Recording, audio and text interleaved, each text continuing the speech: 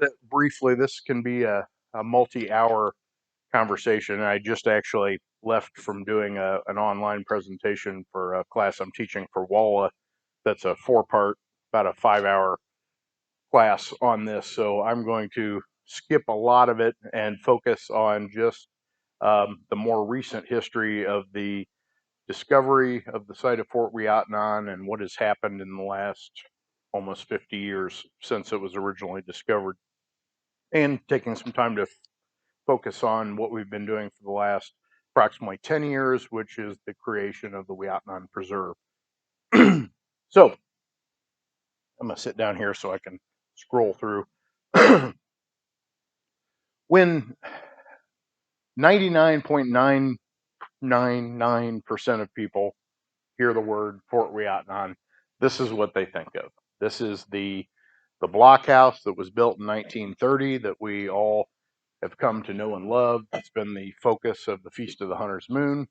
And unfortunately, it looks nothing like Fort Ouiatenon, what Fort Ouiatenon looked like.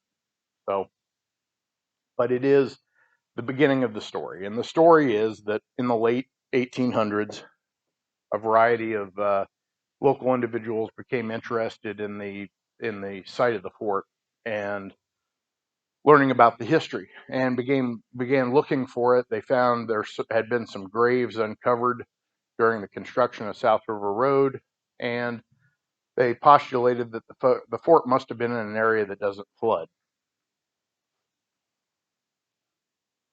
Some artifacts that had been found in the area suggested this might be the place where the fort was.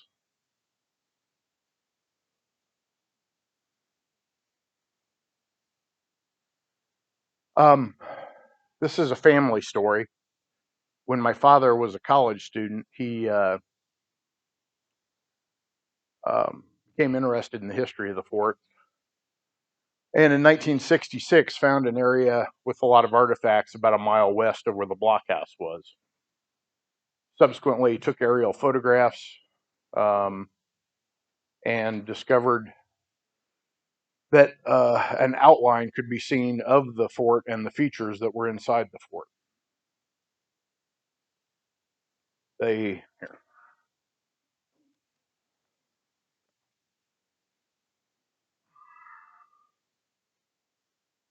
So the area where we're seeing the fort here is this rectangular area that has a lot of ashy area inside of it. And what you're seeing here in these roughly rectangular and square areas are the features and the buildings that comprise the interior of the fort.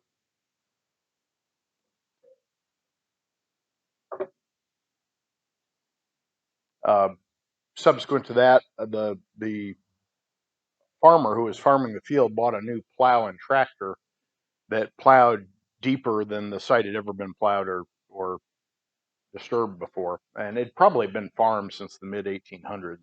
But with this new equipment, it turned over probably somewhere 4 to 5 inches of new soil, undisturbed soil, which included a lot of artifactual material, but also features. And he made this rough sketch map after visiting the site following that spring plowing in '68, and made a map of large rectilineal limestone blocks and other features, hearths that were seemed to be lined up in a north-south dual line.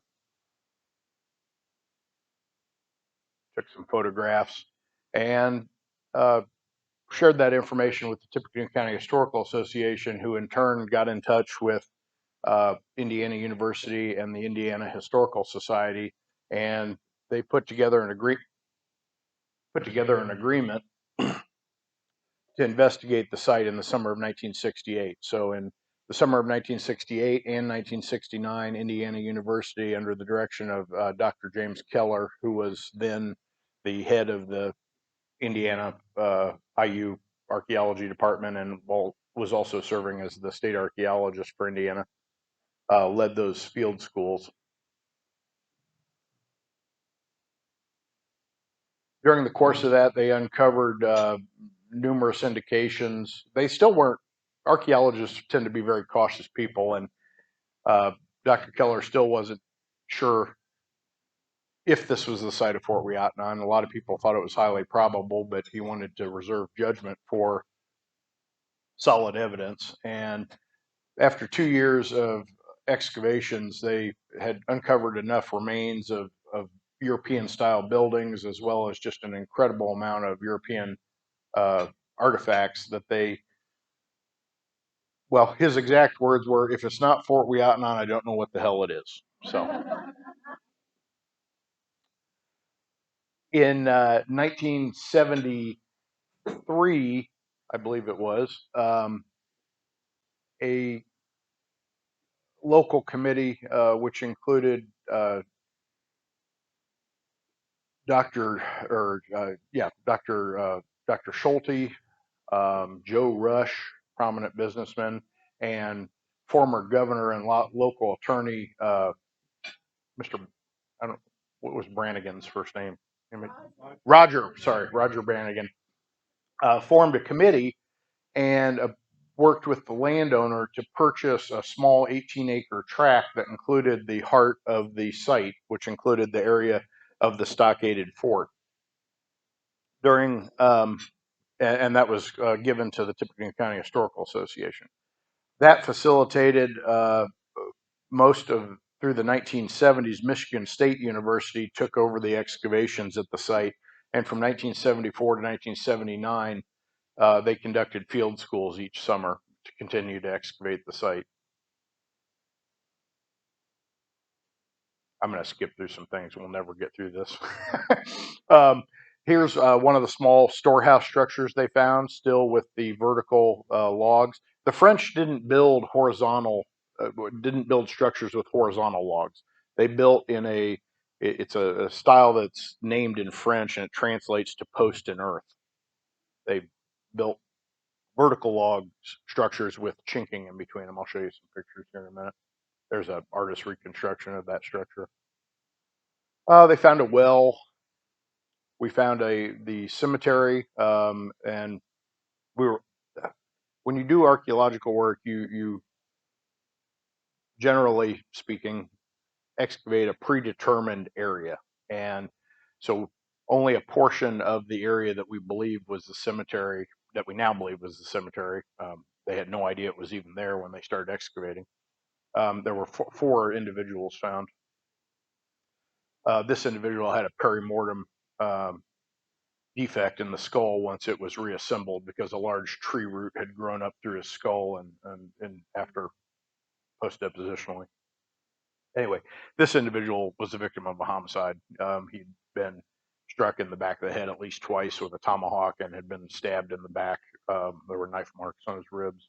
He was identified as a approximately 30 to 35-year-old European male. Here's an idea. This gives you an idea of some of the excavation units and the areas that were excavated in the site. Despite 11 years, or well, almost 10ish years of archaeological work at the site, less than 15% of it's been excavated. Less than 15% of the area inside the stockade's been excavated, which is a good thing. That means it leaves plenty for future archaeologists, both now and into the future, with better technologies to have something to work with and study. Um, these red lines roughly represent the outline of the stockade, and the black areas are the areas that have been excavated. So it shows you how truly, you know, little has actually been excavated there. I totally forgot. I kind of assume most people know what Fort Ouiatenon was, and I didn't explain that. I should. So Fort Ouiatenon was established by order of the governor of New France, Canada, in 1717. It wasn't completed until about 1723, and it became the first true European settlement in what would eventually become Indiana. Back then, this was a part of the area claimed by France and the colony of New France. Um, so it became the first of three forts built along the Wabash. Later, Fort Miamis, which is current Fort Wayne, and then later Vincennes. All three were designed to guard the Wabash. The Wabash was unique It provided the connection point between French Canada and the other large French colony in North America, which was Louisiana. You could come from Canada down the Wabash to the Ohio to the Mississippi and go all the way to Louisiana. So it was an important um, logistical, tactical route that the French were interested in preserving. They were in constant throughout the 18th century. They were in constant competition with the British for the fur trade in North America. That eventually resulted in the war, the French and Indian War, what we call the French and Indian War. In Europe, they call it the Seven Year War, in which France lost and capitulated, and Great Britain took over all of North America. One of the other things that makes Fort Ouiatenon very unique is it is one of the few sites anywhere in North America that is so well preserved, because good places to live in the 1700s were good places to live later on in the 1800s and 1900s and today. And so most of those sites became towns, cities, and were largely archaeologically destroyed.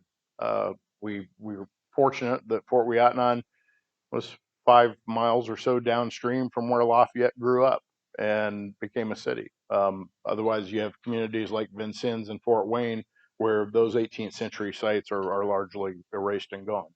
So Fort Ouiatenon is recognized internationally for the degree of preservation and the opportunities for research into this period of history. Here gives you a rough idea of some of the things that they located during the archaeological work. We have found what we believe are two stockades, a smaller earlier one, and then at some point we believe they expanded and made a larger one. From historical descriptions, we know there were about 12 to 14 houses, French style row houses. They were described as a double range of houses, meaning that they shared common walls. I'll show you some pictures of what those look like. But cemetery area was over here. We had a well over here. We had a blacksmith forging area over here. This was that small structure. We believe the double range of row houses were somewhere in this area.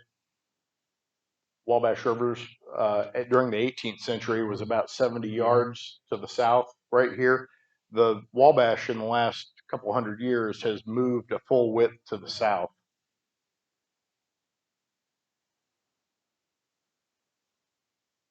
A couple of years ago, I had the wonderful opportunity to work with a group of Purdue students, seniors, in a semester project called Capstone with the Computer Graphic Technology Department. And we took the archaeological evidence, the scant historical descriptions, as well as what we know about other French 18th century sites, and created a digital reconstruction of what Fort Ouiatenon would have looked like. So when you hear Fort Ouiatenon now, I want you to think about this and not the blockhouse.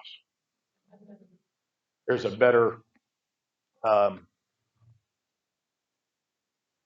closer up version. Again, cemetery area here. We know from written records there was a chapel that we don't know exactly where it was, but we kind of guessed on that. Storehouses, double range of row houses, a well.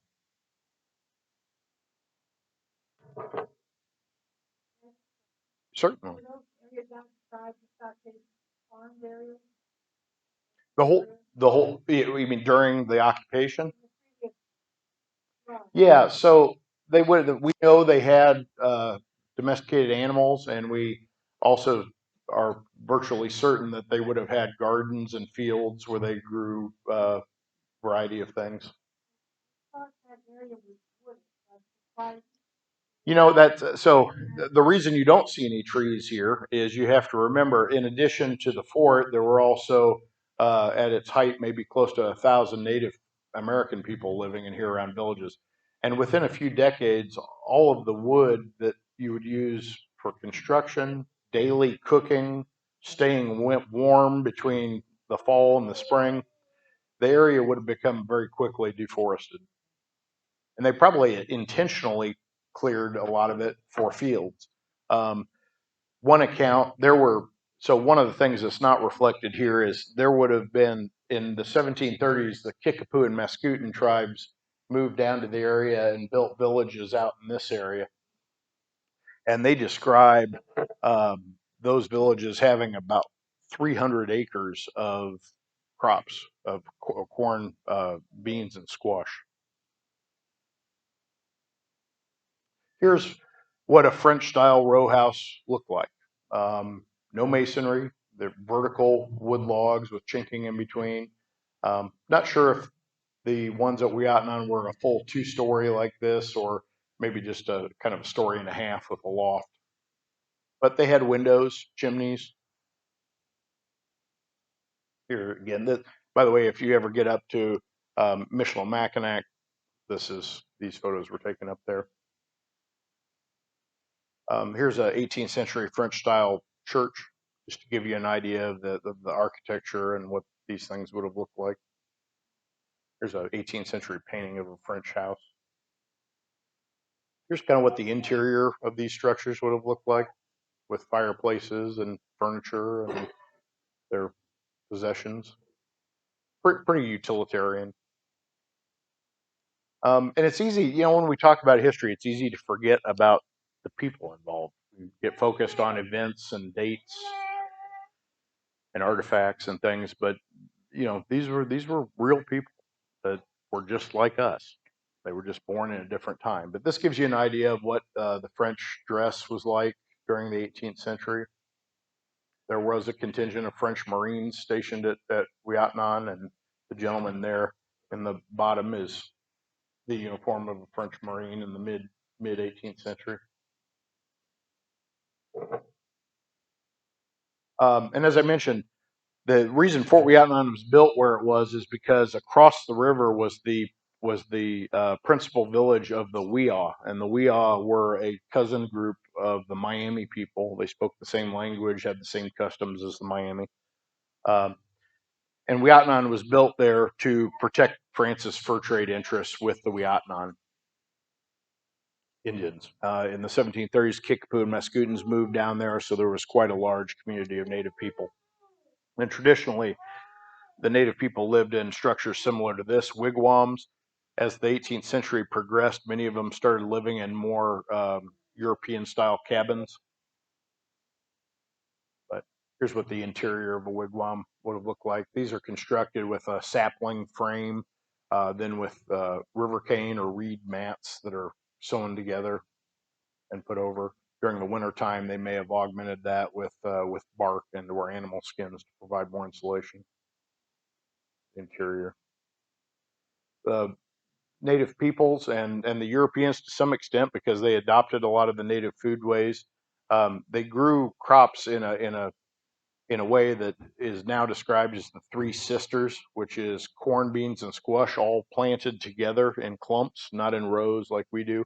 And I can't explain I'm not an agriculturalist, so I can't explain exactly how it works, but there's a symbiotic relationship between corn, beans, and squash, and they grow together and help support one another very well. It has to do, I think, with nitrogen exchange and things like that. Give you an idea what the people look like. Um, these are paintings of native women in the early 18th, or these actual paintings were done in the early 19th century, but they generally reflect what native women how they would have dressed during most of the 18th century.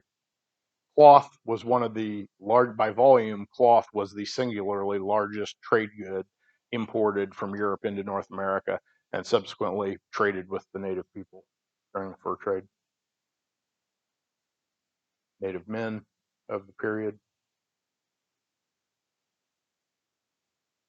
Um, in the last, through the 1980s, archaeological surveys were done in the areas around the fort outside of the small area that TCHA owned, and we discovered there was more than 20 other archaeological sites related to the fort's occupation, and including large areas that were believed to be the Kickapoo and Mascoutin villages.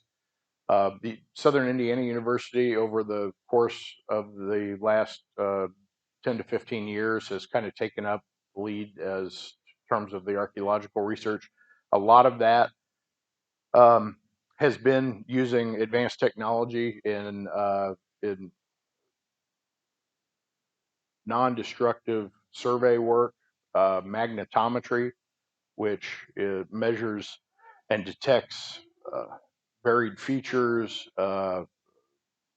areas that have been burned, the presence of ferrous metals. What you're seeing here is a magnetometry survey of the fort site. This roughly rectangular area of noise is the fort itself. These small circular areas are native wigwams, and a portion of one of those was excavated a few years ago. You can see there all the wigwams that were around there. We're not sure; those may have been towards the end or even after the use of the fort. Here's another wigwam. There's an area. This is the wigwam that was excavated. Here's the outside of it. Here's the hearth area. Archaeology 30, 40 years ago used to just go in and dig whatever you could, as much as you could. Um, we're very much more conservative about that. Archaeological sites are a finite resource. Once they're dug, you can't go back and redig them. And if we go out and dig them all, they'll be gone someday, and there won't be anything for future archaeologists to dig. And the technology that we have today is far better than it was 50 years ago. We expect the technology 50 years from now will be far better than it is now. And so we want to make sure that we're conservative with these resources. So when they excavate a structure like this, they will often only excavate, say, a quarter of it. So the remaining three quarters of that structure are left for future archaeologists to investigate. There was the University of Southern Indiana field crew coming down. The wigwam was burned. Um, here's another technology that we're using these days called LIDAR, which is like radar, but it's with lasers.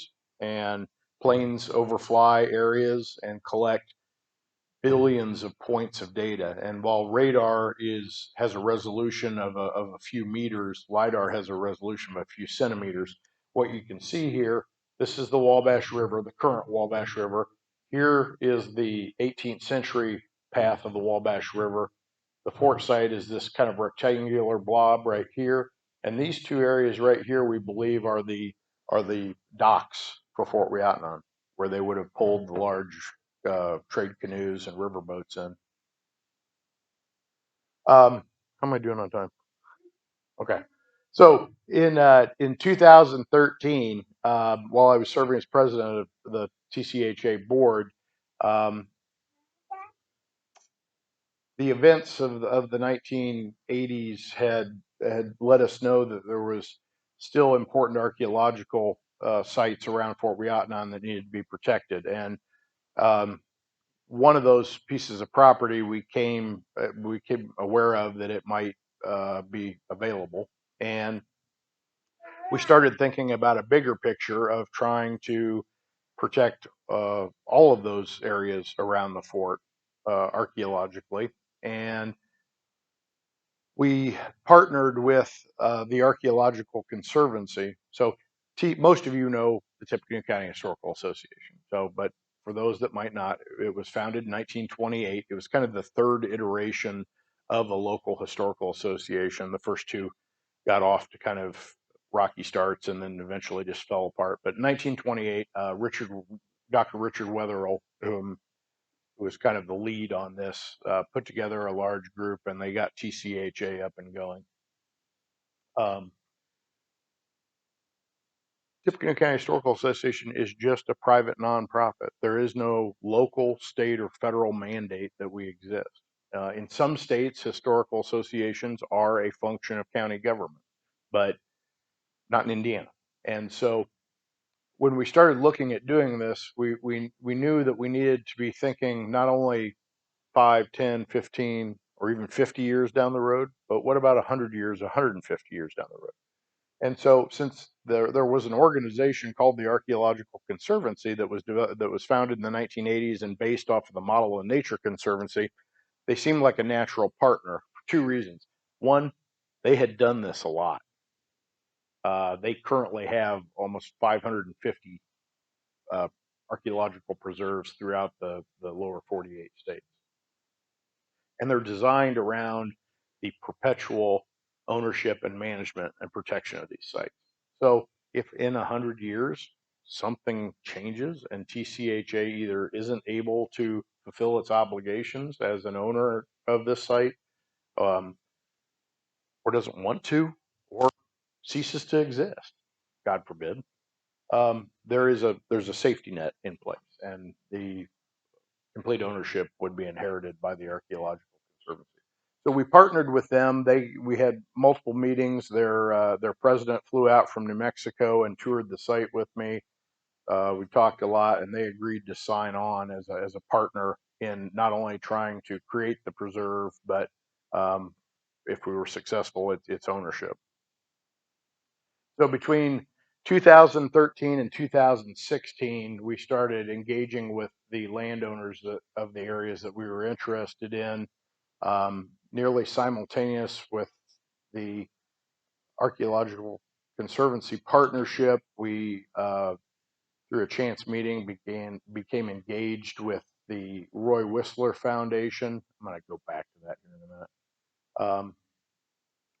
Roy Whistler Foundation is a really interesting organization. Professor Roy Whistler was a very prominent professor at Purdue. He was kind of considered the father of carbohydrate chemistry. Um, Very successful, both academic as well as in business. He served on numerous large national corporate boards.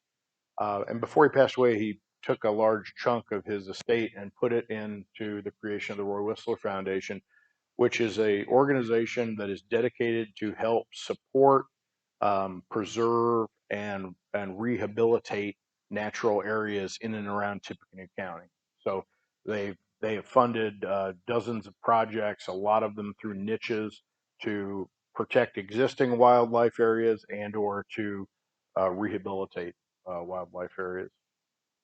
They became a key component because, to be brutally honest, TCHA, we had zero extra to work with when I started this project. And I knew that going in. I knew that I would have to find 100% of the money to do it from other sources.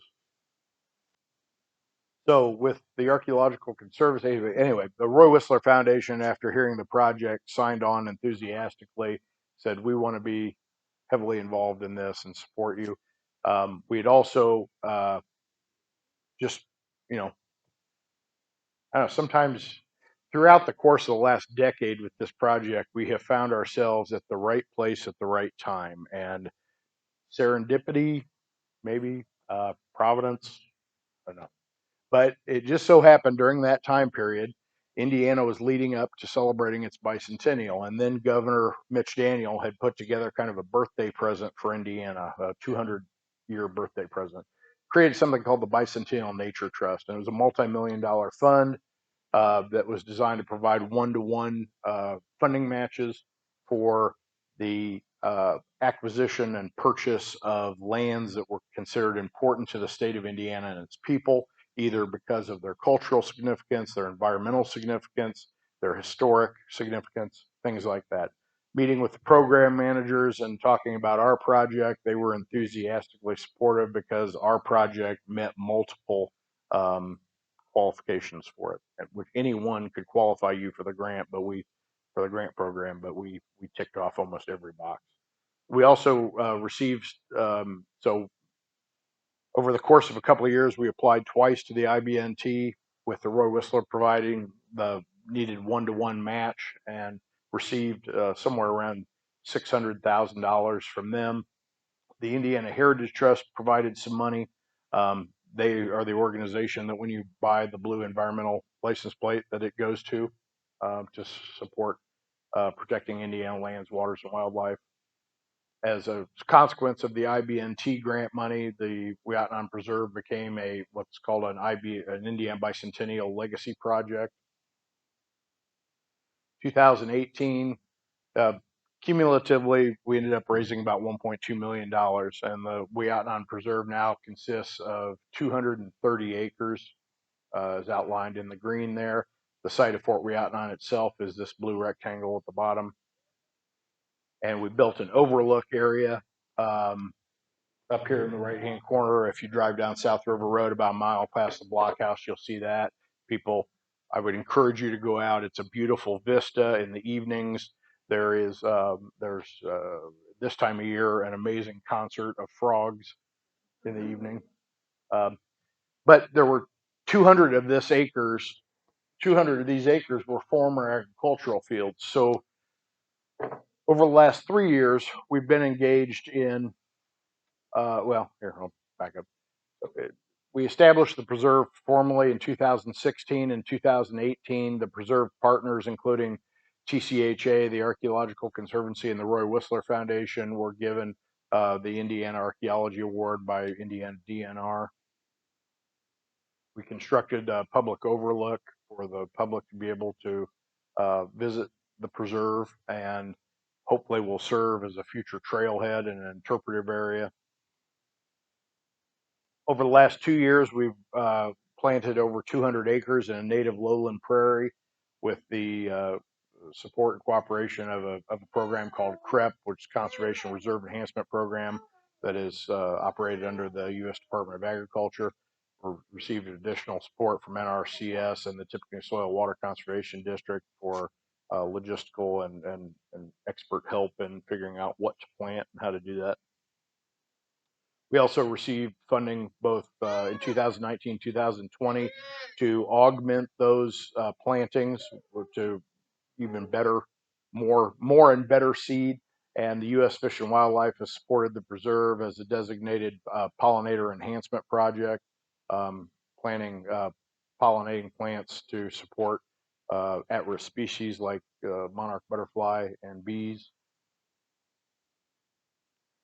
Plantings, we had to vary the seed mixture. It was the first time a CREP project had been done and designed specifically to protect archaeological resources, and so we avoided certain deep tap-rooted plants that would disturb the archaeological materials. Um, had to vary it a little bit depending on the drainage, and the areas back along the bluff are mostly a wetland area, so we had to vary the seed mixture. Had a visit from the Consul General of France, who has become a advocate and supporter for us. He was during that visit, his first visit to the site. I told him, and I'm pretty sure it's the truth, that he was probably the first French official to be at the fort in 250 years. So, and a big, and I'm going to be brutally honest with you, this was probably one of the proudest moments of my life, other than the birth of my son. On January 13, 2021, after a several year process, the Secretary of the Interior designated the Ouiatenon Preserve a National Historic Landmark. On the surface, it is a really big deal because the National Historic Landmark designation is the highest level of recognition given by the United States government for historic sites. There are thousands upon thousands of sites on the National Register of Historic Places, but only a relatively small handful, only between 2 and 3% of all of those sites that are on the National Register are eligible for National Historic Landmark status. Um, So it's a big deal. Unfortunately, it doesn't come with any funding. We get a really cool bronze plaque, and we got a great tagline that we can now say Ouiatenon Preserve National Historic Landmark, a Roy Whistler Foundation project. Um, but but it's still cool. There are now 3 National Historic Landmarks in Tippecanoe County. Most counties in the state of Indiana and throughout the United States don't have any NHLs. Tippecanoe Battlefield, Samara House, the Frank Lloyd Wright House, designed just sits on Northwest Avenue across from the Purdue football complex, and the Ouiatenon Preserve. So we now have 3. That makes Tippecanoe County the 4th most populous NHL county in the state of Indiana. There are 40, I believe, and we became, I believe, the 43rd NHL in the state of Indiana. So um, that was fun. I got to testify remotely to the National Park Service Advisory Committee in Washington D.C. during that process, and we've been working with the Miami tribe of Oklahoma, who kind of more or less represent the indigenous people who aren't here anymore. Been working with them closely to make sure that what we do at the preserve does justice to the history of their people and is in line and just make the interpretation of that history better. So they've been able to share a lot of good information with us. Here's the preserve in the spring. Remember, I mentioned some wetlands. Still beautiful.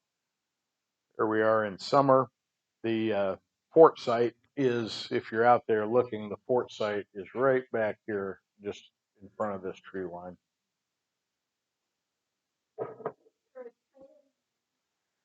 Well, funny you should mention that.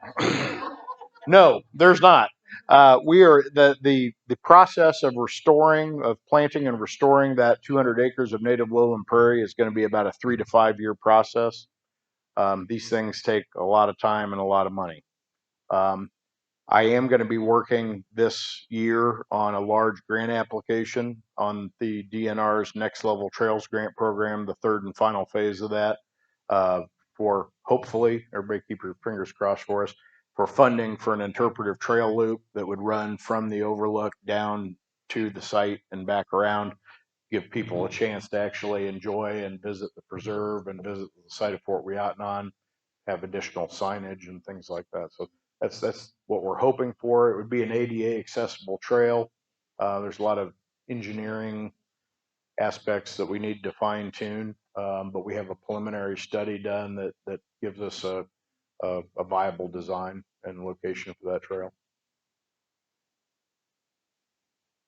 Um, in order to be ADA accessible, it would require switchbacks. As I mentioned, that wetland area at the bottom, we'd have to have some kind of an elevated piered boardwalk that goes across that.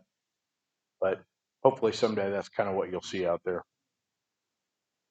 Anyway, I think I've used up my allotted time. I appreciate your invitation to be here and talk to you. Always looking for support for the Ouiatenon Preserve. I'm going to leave some of my cards up here if anybody has any additional questions or interest or philanthropic support desire.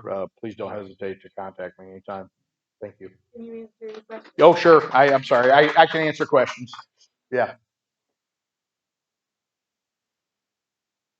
Must have been thorough. Go right ahead.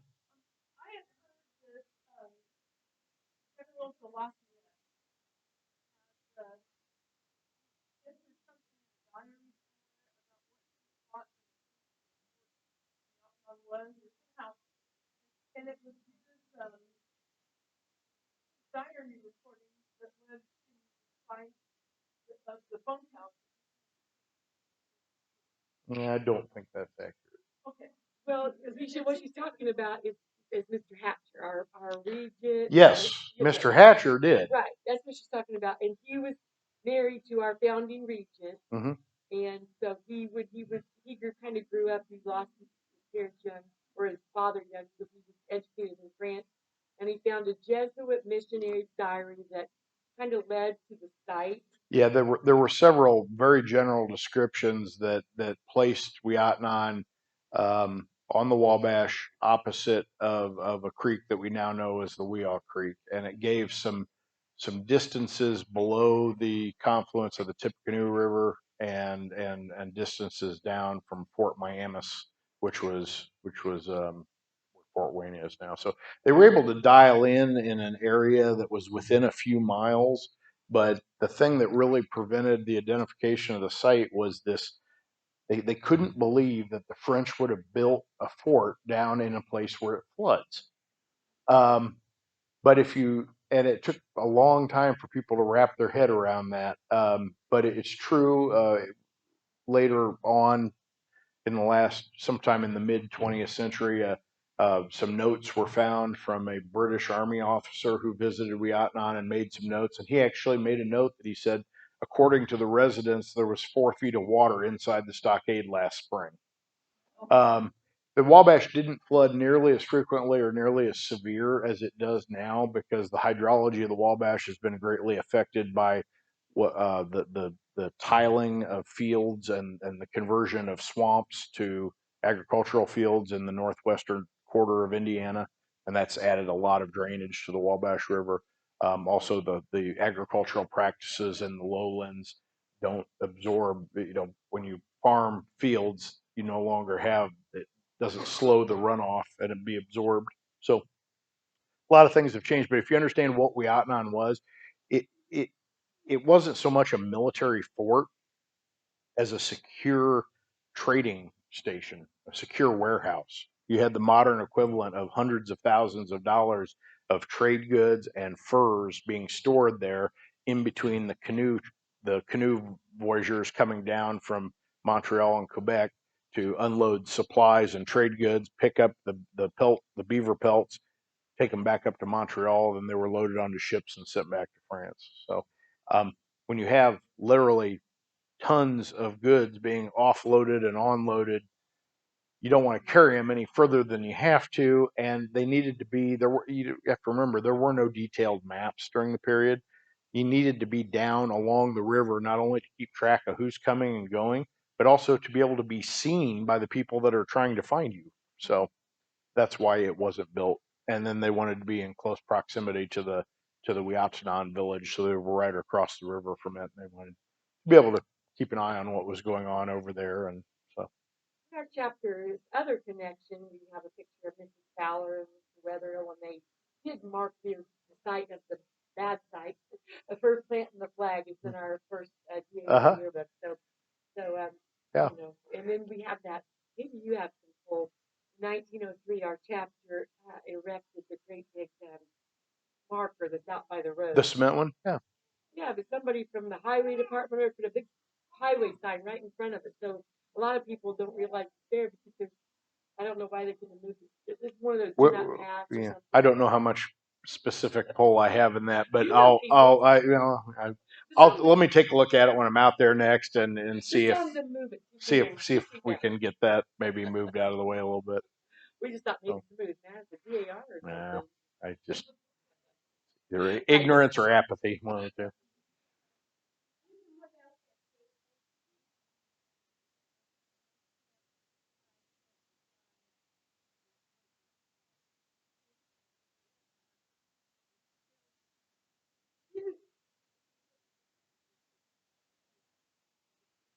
I think I know the tree you're talking about, but I'm not aware. Okay. I'm not aware of the oral history on it being a trail marker, but certainly there were extensive trail networks on this, probably on both sides of the river, to be honest. Um, there would have been a well beaten path between Ouiatenon and the what's now Prophetstown State Park, because, and this is going down a rabbit hole in history, but after the French and Indian War, um, Ouiatenon started to wane as a trading center and an area of economic kind of headquarters of the economy, and a village called Kethtipikanuk began to grow up, and by the late 18th century had completely replaced Ouiatenon. In fact, in 1791, American General Scott came down and attacked the Wea villages and as well as the Kickapoo villages and whatever was left of Ouiatenon. He makes no mention of Ouiatenon being there. He makes no mention of any European traders. He called it the old Kickapoo trading town.